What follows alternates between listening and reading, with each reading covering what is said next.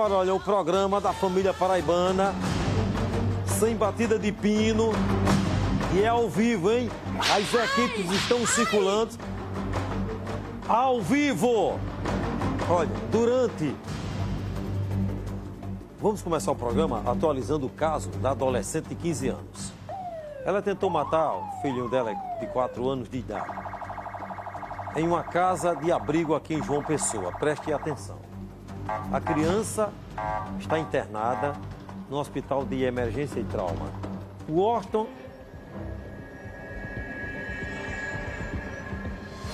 Certo. Exatamente. Olha, eu vou chamar o Washington, que ele vai trazer os detalhes da criancinha que está internada, e eu quero que vocês prestem atenção nesse caso. É doloroso, é doloroso. Washington, eu vou ouvir logo o Washington. Como é que está a criancinha aí no hospital? Como é que está o Washington?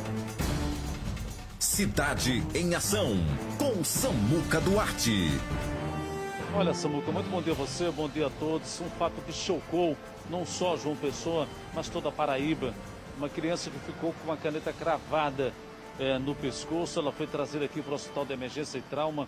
Senador Humberto Lucena recebeu os primeiros atendimentos médicos e ainda se encontra internada nesta unidade. Mas antes da nossa entrevista com o Dr. Laércio Bragante, nós vamos ouvir uma entrevista com a promotora do caso, a doutora Ivete Arruda. Veja. A adolescente foi ouvida informalmente, nós chamamos de oitiva informal, e ela, depois de toda uma conversa e de uma preparação, ela realmente confessou que tinha colocado um fio no pescoço do filho e tinha realmente usado uma caneta. Ela acrescentou que antes desse fato, ela tinha olhado para a cama e tinha visto o filho na cama, e quando ela olhou para ele, veio à mente dela tudo que ela tinha passado aos 11 anos e todas as cenas de estupro com o padrasto. E naquele momento, pela dor que ela sentiu, ela não sabe exprimir ao certo essa dor, mas ela disse que foi uma dor tão grande, foi uma coisa tão inexplicável, que a única coisa que ela queria era acabar com aquela dor, aquele sofrimento, e acabando com a vida do filho, talvez ela ficasse curada daquela dor. E foi a partir daí que ela confessou realmente que tinha praticado tudo aquilo, e entre lágrimas a narrativa de que era o filho, amava o filho, não sabia definir ao certo, além do amor que sentia. Mas durante a oitiva ela falava do ódio que sentia por tudo que tinha acontecido, por ter sido abandonada pela mãe, por não ter tido o apoio da mãe, por ter sido estuprada pelo padrasto, pelas ameaças que sofreu. Então, tudo isso foi um misto, né? E numa oitiva que durou uns 40 minutos, mas que cheia de muita emoção e de muita verdade, porque ela repassou realmente, confessou e repassou o que sentia antes, durante e depois, né? Ela se diz arrependida, queria o filho de volta, o que é praticamente, nesse momento, impossível.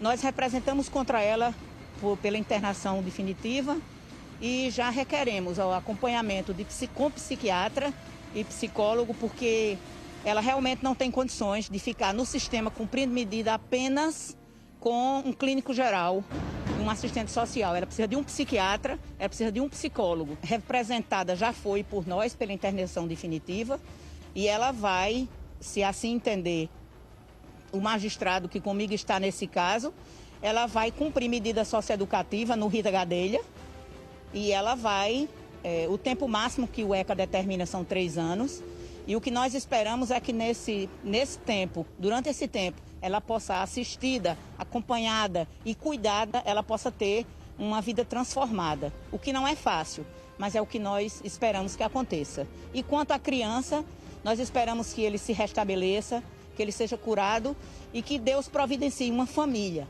para acolhê-lo, amá-lo e protegê-lo, o que ele infelizmente não teve até hoje. depoimento da promotora, no qual nós acabamos de acompanhar, tem todo um relato, tem todo o histórico desta mãe, mas aquele velho ditado popular que diz: quem ama não mata, né? E principalmente se tratando de um filho de um ente querido. Então, uma situação que a promotoria está no caso, vai tomar as providências conforme manda a lei, conforme nós ouvimos agora há pouco a doutora Ivete, e é esperar agora o tempo passar. Mas o importante de tudo é que a criança está viva, está bem, recebeu os primeiros atendimentos pela equipe do SAMU, foi conduzida para o Hospital de Emergência e Trauma, e agora nós vamos atualizar o estado de saúde desta criança. Muito bom dia, doutor Laércio, estamos ao vivo. Qual a avaliação desta criança hoje? Qual o quadro clínico desta criança? Bom dia, Washington. Bom dia a todos. Essa criança se encontra numa condição clínica bastante favorável, sem risco de morte. Sofreu um ferimento que suscitava grande gravidade, foi levada para o centro cirúrgico no mesmo instante, onde o corpo estranho foi retirado mediante uma cirurgia no pescoço. Então, a penetração desse instrumento, sob força extrema, perfurou a pele e penetrou a região anterior do pescoço da criança. Agora, pela a cinemática do corpo da criança, um pequeno deslize poderia ser sido fatal, porque teria atingido a jugular dela.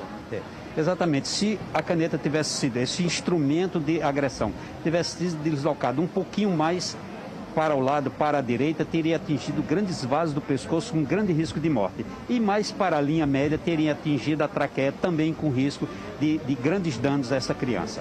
Agora, doutor, o primeiro procedimento foi tirar um objeto estranho que tem no corpo dessa criança e depois a questão dos ferimentos. Ela não vai ficar com nenhuma sequela.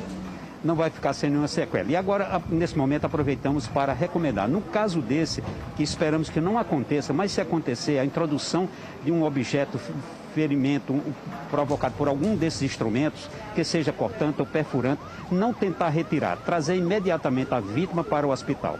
Essa criança, como disse, foi levada imediatamente para o centro cirúrgico, foi realizada uma cirurgia no pescoço e só nesse momento é que foi retirado esse corpo estranho. Previsão de alta? Essa criança já recebe alta da UTI hoje e amanhã estará em condições de alta para o domicílio ou para onde o Conselho Tutelar determinar. Okay, muito obrigado, doutor Laércio. Nós aqui agradecemos, Washington. Bom dia.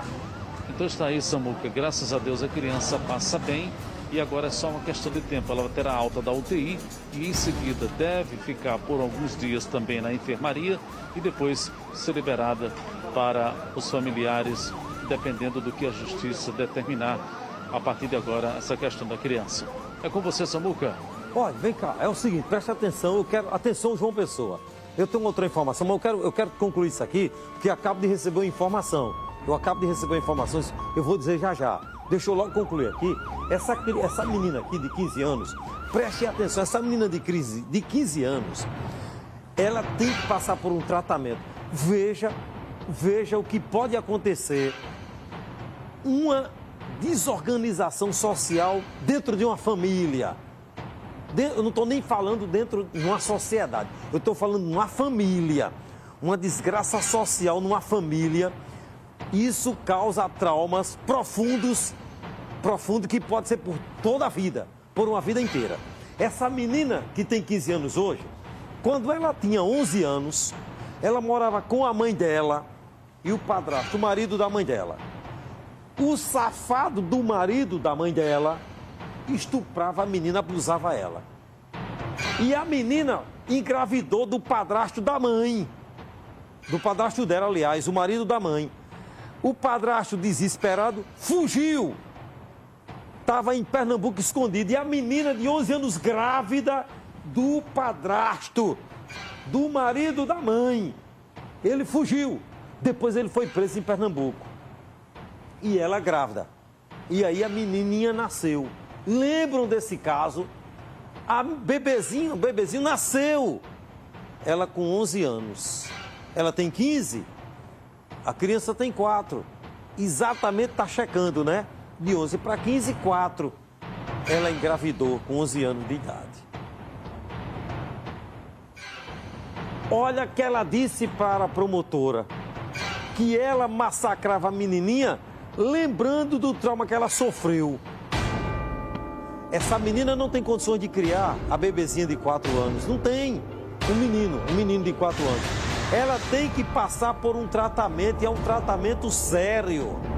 Ela vai para uma casa de detenção, para um abrigo de menor, mas tem que ter um tratamento, porque na cabeça dessa adolescente está lá a violência que ela sofreu do marido da mãe, a tragédia social, né? Mãe separada, arruma qualquer macho, bota para dentro de casa qualquer macho, mulheres que têm filhos, crianças, principalmente menina, e bota qualquer macho dentro de casa. É isso que as mães, eu sempre falei isso toda a vida, as mulheres que têm filhos, têm que prestar atenção quem você vai levar para dentro de casa. Ela levou a mãe dela, um canalha safado, que abusou dela com 11 anos e engravidou a menina. E esse trauma nela, entendeu? Ela transfere aquele sofrimento, aquela dor e joga para cima da filhinha dela de 4 anos, tentando matá-la. E ela disse que se arrepende, quer o filhinho de volta, tentando matar o filhinho menino, mas ela não tem condições, porque se de repente vem, ela está com o menino, ela pode estar calma agora, amanhã ela, de novo, vem tudo na cabeça, ela tome e termina matando a criança. Então essa criança, eu tenho certeza que a justiça vai colocar, vai tentar resolver para alguém com condições criar esse bebezinho. Porque senão vai ser o fim da vida do bebezinho. E essa menina tem que ser bem tratada para que daqui a uns anos a mente dela esteja limpa dessa maldade que ela sofreu do padrasto, marido da mãe. Canalha, bicho canalha. Que tragédia, olha que tragédia.